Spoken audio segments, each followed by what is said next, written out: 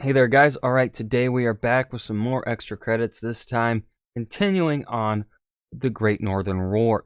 The Northern War. Young and Violent, extra history number 3. Young and Violent. To be young again. I'm only 23. Yeah, whatever. Before we dive into the video, though, make sure you go check out the links in the description box or in my pinned comment. Would love it if you joined the Discord and shared some history memes. That'd be dope. But yeah, aside from that, let's go ahead and dive right into the video. Two houses, both alike in dignity, in fair northern Europe. Romeo and Juliet? Wait a minute. What?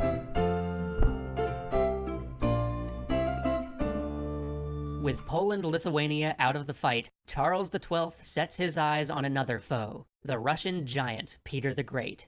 While Charles had run roughshod over Poland, Peter had taken advantage of the moment to once again assail the Baltic provinces. He was stopped short of his ultimate goal, but Peter's efforts there were not without gain. His armies carved a path all the way to the Swedish fortress of Nyenskans, which he tore down to build an even greater fortress, the Peter and Paul Fortress, which would serve as the cornerstone for his most ambitious project of all. St. Petersburg. Oh. He would erect a new city here, one grander and more modern than anything Russia had ever seen. This would be his gateway to the West, his port that tied Russia into the economic life of Europe. It would be his new capital, on which he would spare no expense, in treasure or lives. This was to be the culmination of his legacy, the embodiment of all his ideas on westernizing Russia, on becoming a naval power, on St. Peter the Great Naval Powersburg. Embracing European art and science and culture. But for that to be the case, Russia would have to succeed in holding on to these gains, something that Charles XII could not abide.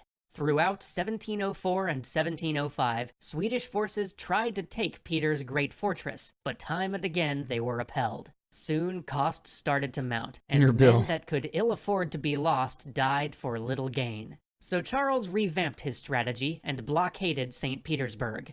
While the blockade dragged on, he began marshalling his main force for a march to the east. It was at this point that Russia sent him a peace offer. In return for an armistice, Russia would give up all of their gains, except for St. Petersburg and the forts connecting it to Russian territory. But Charles was having none of it. He knew how important St. Petersburg was. Why, with his invincible army, should he give it up?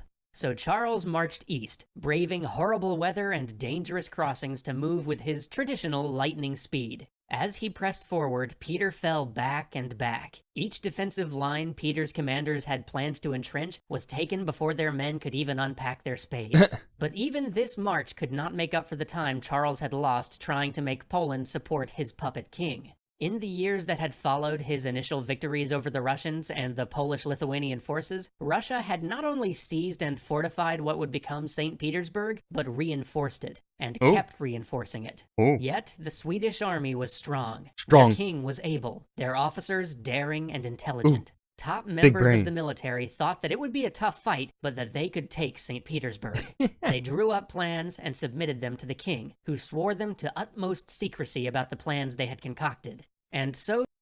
Well, I have a feeling that they aren't going to remain secret for long. That seemed like a little bit of foreshadowing. The officers marched, thinking their objective to be St. Petersburg. But soon, they found themselves near Minsk.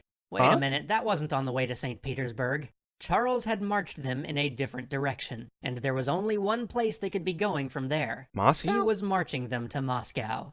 Charles's officers had told him that they were not ready, that striking so deep into Russia was simply too great of a gamble. It was something the army simply wasn't prepared for. But how many times before had Charles been told that something was too great a gamble? How often had he heard that something was impossible, only to then achieve it himself? He had fair fucking point. Made up his mind. They would not waste their time retaking lost territories. He would unseat Peter himself.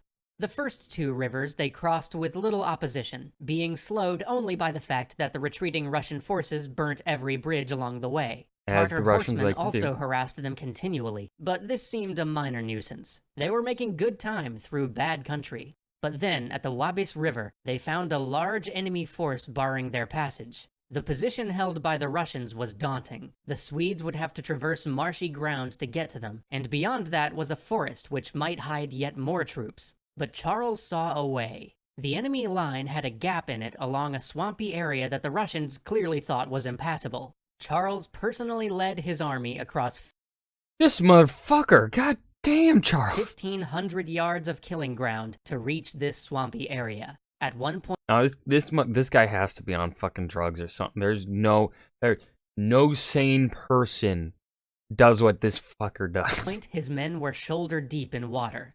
The enemy line was split. The Russians tried to use numbers to heal the breach, but heroic actions from the Swedish cavalry prevented any joining of Russian arms. Soon the line began to collapse. The crossing was theirs. Once again, the Swedes had triumphed against impossible odds. But keen observers in the army would have noted that though the Swedes emerged victorious, these Russian troops were made of sterner stuff than they had been 8 years back. Tactics and firm soldiering had been hammered into them since their retreat at Narva. They would not be turning and running like that anymore.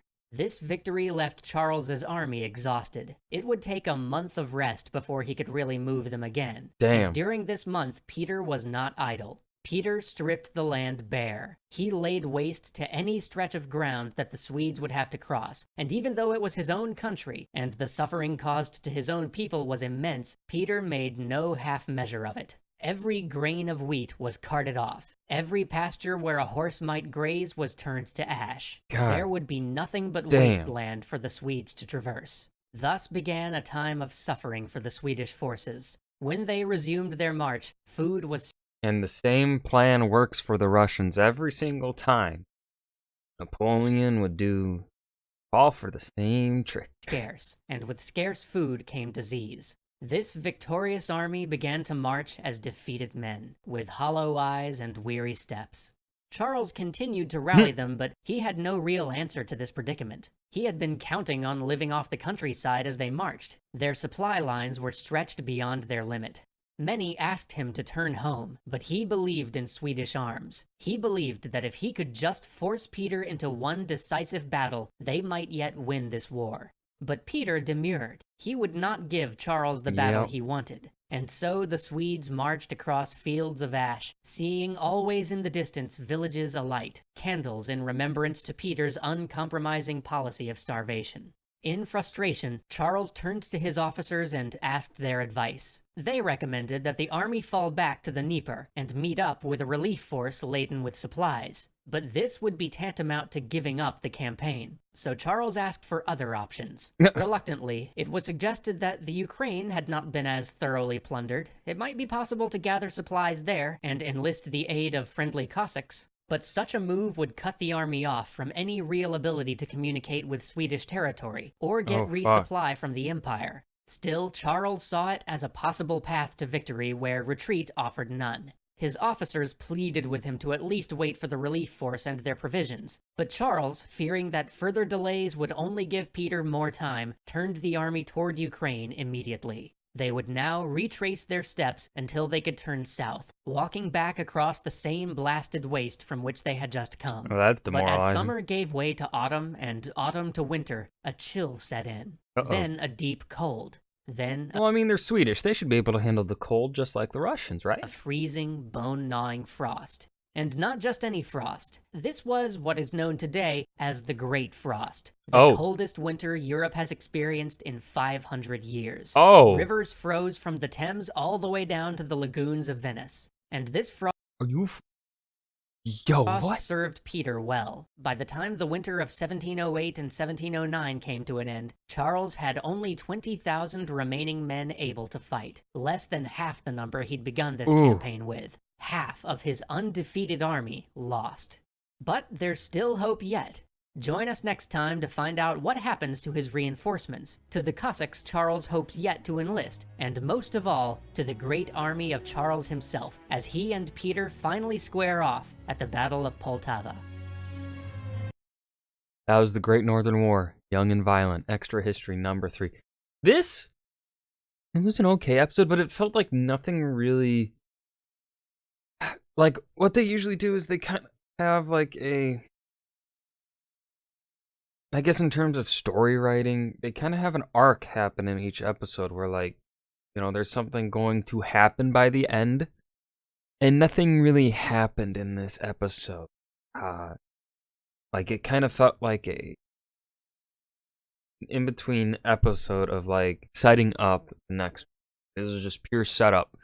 Not going to answer any questions on its own, but it'll give way to a good part 4. Makes sense up here. I know what I'm saying. Yes. I don't know. That was the Great Northern War, Young and Violent Extra History number 3. I hope you guys enjoyed. Remember to hit that like button and subscribe for more, and I will see you guys in the next video. Peace.